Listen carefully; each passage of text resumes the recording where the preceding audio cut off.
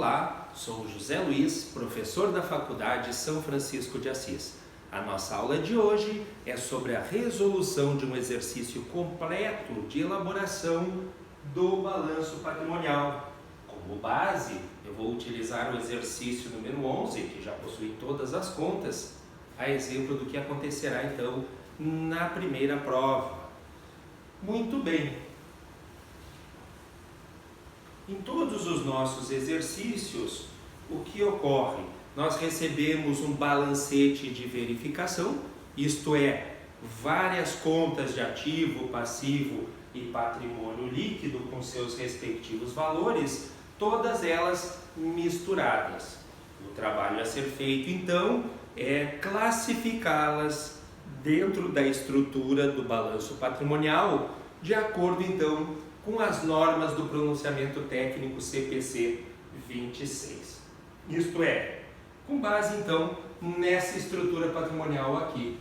Então nós temos o ativo dividido em circulante e não circulante, o circulante por sua vez dividido em caixa e equivalentes de caixa, clientes e outros recebíveis, estoques e despesas do exercício seguinte. E o não circulante subdividido em realizável a longo prazo, investimentos, imobilizado e intangível. Do lado oposto, do lado direito, então, da estrutura patrimonial, as obrigações da empresa, iniciando com o passivo circulante e, na sequência, o passivo não circulante. Na sequência ainda, também do lado direito, nós apresentamos o patrimônio líquido, subdividido em capital social, reservas de capital, reservas de reavaliação, reservas de lucro e lucros ou prejuízos acumulados. Muito bem. Então, uma das formas de se resolver esse tipo de exercício é o quê? Eu já elaboro essa estrutura patrimonial como ela está aqui, deixo espaço para colocar as contas. E aí sim, faço o quê? Vou lá no balancete de verificação e pego cada uma das contas. Daí eu não preciso ficar procurando a conta. Essa é a vantagem de já ter pronta a estrutura patrimonial e aí classificando as contas dentro dela. Por exemplo, a primeira conta de fornecedores, 28.395, é classificada no passivo circulante. Então faço uma ticagem, marco aqui no balancete de verificação a conta de fornecedores e coloco fornecedores 28.395 lá no passivo circulante. Vou para as contas seguintes. Reserva legal, R$ 1.670. Reserva legal é classificada no balanço patrimonial dentro do patrimônio líquido nas reservas de lucro. Então vou lá nas reservas de lucro e coloco reserva legal R$ 1.670 e faço uma marquinha aqui. E vou para a seguinte, encargos sociais a pagar, 4.115. Encargos sociais a pagar é um passivo circulante. Vou lá no passivo circulante, coloco encargos sociais a pagar, 4.115 e faço uma marquinha aqui para saber que eu já coloquei essa conta do balanço patrimonial. Na sequência, reserva estatutária, 3.285. Novamente, reserva estatutária é uma espécie de reservas de lucro, vou lá nas reservas de lucro e coloco reserva estatutária 3.285. Conta seguinte, caixa 11.870. A conta de caixa é classificada no ativo circulante em caixa e equivalentes de caixa. Vou lá, coloco a conta de caixa 11.870. E assim eu faço sucessivamente com cada uma dessas contas. Muito bem, então vamos fazer junto agora esse procedimento e verificar como fica a estrutura patrimonial. Após a classificação de todas as contas, a estrutura patrimonial vai ficar dessa forma aqui. Para que vocês possam visualizar melhor, vamos fazer por partes. Iniciando então pelo ativo circulante. No ativo circulante, nós vimos como regra geral, nós vamos classificar a todas aquelas contas que vencem em até 12 meses. A primeira subdivisão do ativo circulante é a conta de caixa e equivalentes de caixa. Então, nesse grupo, nós vamos classificar a conta de caixa de bancos e de aplicações financeiras. Posteriormente, nós vamos somar o total de caixa, 11.870, mais o total de banco, 16.850, e mais 6.405 de aplicações financeiras, somo essas três contas, eu encontro o total de caixa e equivalentes de caixa, 35.125, coloco ao lado de caixa e equivalentes de caixa para saber qual é o valor de caixa e equivalentes de caixa. Vou para o segundo grupo, clientes e outros recebíveis, e lá classifico clientes, cheques a receber, PCLD, que é uma conta retificadora, e adiantamentos de viagem. Somo então esses elementos, observem, 12.890 de clientes, mais 5.690 de cheques a receber, menos 1.020 de PCLD e mais 735 de adiantamento de viagens, encontro o total de clientes e outros recebíveis de R$ 24.695. Vou para o próximo grupo, que é o grupo de estoques. Vou classificar em estoques, os animais para abate e os adiantamentos a fornecedores. Somo esses três elementos, 765 de estoques, mais 5.030 de animais para abate e mais 7.015 de adiantamento a fornecedores, encontro então o total dos estoques, R$ 19.210. Vou para o último subgrupo do ativo circulante, que são as despesas do exercício seguinte. Lá nós classificamos as assinaturas pagas antecipadamente e os seguros pagos antecipadamente. Para encontrar o total da despesa do exercício seguinte, somamos então os dois. 6.970 de seguros pagos antecipadamente, mais 4.415 de assinaturas pagas antecipadamente. Dá um total de R$ 11.385 em despesas do exercício seguinte. Observem que para classificar uma conta em despesas do exercício seguinte é fácil de identificá-la. Vai ter sempre a expressão na conta pagos antecipadamente, pagos ou pagas antecipadamente. Muito bem. Somado então cada um desses subgrupos, nós podemos encontrar agora então o total do ativo circulante. Basta que a gente some o total de caixa e equivalentes de caixa, 35.125, mais o total de clientes e outros recebíveis, 24.695, mais o total dos estoques, 19.210, e mais o total das despesas do exercício seguinte, 11.385. Somando esses quatro subgrupos, encontro o total do ativo circulante, R$ 90.415. Feito então o ativo circulante, nós vamos para o grupo seguinte, que é o ativo não circulante. Iniciando então pelo primeiro subgrupo, que é o realizável a longo prazo. No realizável a longo prazo, nós vamos classificar os adiantamentos a diretores, adiantamentos a controladas, os depósitos judiciais e os empréstimos compulsórios. Somamos então esses quatro elementos, 13.080 de adiantamento a controladas, mais 3.720 de adiantamento a diretores, mais 2.220 de depósitos judiciais e mais 3.170 de empréstimos compulsórios, encontro o total do realizável a longo prazo de R$ 22.190. Vamos para o grupo seguinte, que é o grupo de investimentos. Nos investimentos, nós vamos classificar as participações incontroladas, as participações em outras empresas, as obras de artes e o imóvel de renda, bem como a sua depreciação acumulada. Muito bem, para encontrar o total de investimentos, vamos somar o total das participações incontroladas, 10.970, mais a participação em outras empresas de 6.865, mais as obras de arte de 15.670, mais o imóvel de renda de 30.030 e diminuir 3.845 referente à depreciação acumulada. Vamos encontrar então o total de investimento de R$ 59.695. Na sequência, nós vamos classificar as contas do imobilizado.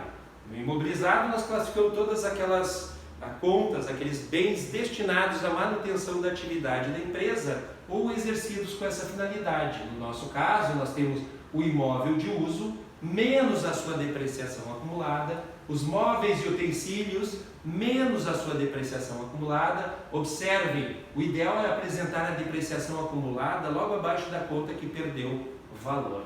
Animais de tração, máquinas e equipamentos, florestas formadas e animais de reprodução. Somando então todos esses elementos, nós encontramos o total do imobilizado. Imóvel de uso, 49.145, menos a depreciação acumulada de imóvel de uso, então menos 2.380, mais o valor de imóveis e utensílios, 19.115, menos a depreciação acumulada de imóveis e utensílios de 3.440, mais os animais de tração, 12.075, mais as máquinas e equipamentos, 5.410, mais as florestas formadas, 3.995, e mais os animais de reprodução, 4.145, me dão um total de imobilizado de R$ 88.065. Finalmente, o último subgrupo do ativo não circulante, que é o intangível, onde nós devemos classificar então todos os bens incorpóreos da empresa destinados à manutenção da atividade da mesma. No nosso caso, nós temos direitos autorais, fundo de comércio e marcas e patentes. Direitos autorais, 4.980, mais fundo de comércio, 3.255 e mais 17.970 de marcas e patentes, me dá o total do intangível, R$ 26.450. Podemos agora então encontrar o total do ativo não circulante. Vamos somar o realizado a longo prazo, 22.190, mais investimentos, 59.695, mais o imobilizado, 88.065, e mais o ativo intangível, 26.205. Somando esses quatro valores, encontramos o total do não circulante de R$ 196.155. Dessa forma, então, fechamos o ativo. Vamos então para o lado do passivo, iniciando então pelo passivo circulante. No passivo circulante, nós vamos classificar todas as obrigações da empresa que irão vencer em até 12 meses. E, como exceção a regras, as provisões para benefícios de empregados, que a gente não utiliza nesse nosso exercício da contabilidade introdutória, e os fornecedores de longo prazo, que são sempre classificados, então, no passivo circulante. No nosso exercício, nós temos fornecedores, salários a pagar, ICMS a pagar, financiamentos a pagar, encargos sociais a pagar, energia elétrica a pagar, telefones a pagar, adiantamento de clientes, fornecedores a longo prazo e aluguéis recebidos antecipadamente. O que nós vamos fazer? Vamos somar todos eles para encontrar o total do passivo circulante. Então, 28.395 de fornecedores, mais 3.155 de salários a pagar, mais 25.025 de ICMS a pagar, mais 15.815 de financiamentos a pagar, mais 9.140 de contas a pagar, mais 4.115 de encargos sociais a pagar, mais energia elétrica a pagar de 8.920, mais telefones a pagar de 3.605, mais adiantamentos de clientes de 4.215, mais fornecedores a pagar a longo prazo de 29.035 e, finalmente, mais aluguéis recebidos antecipadamente de 8.345, somando tudo isso, me dá o total do passivo circulante, R$ 139.765. Podemos ir para o grupo seguinte, que é o passivo não circulante. No passivo não circulante, nós trabalhamos somente com a conta de financiamento a pagar a longo prazo, que nesse exercício o montante foi de R$ 24.185. Como só tem essa conta, o total do não circulante vai ser o próprio valor de R$ 24.185. Na sequência, devemos apresentar, então, o patrimônio líquido, subdividido em capital social, reservas de capital, reservas de reavaliação, reservas de lucros e lucros ou prejuízos acumulados. Iniciando, então, pelo capital social. Na conta do capital social, nós devemos discriminar o montante subscrito, que é o capital subscrito, nesse caso de 91.025, e por dedução a parcela ainda não realizada, isto é, menos o capital integralizar de 4.420.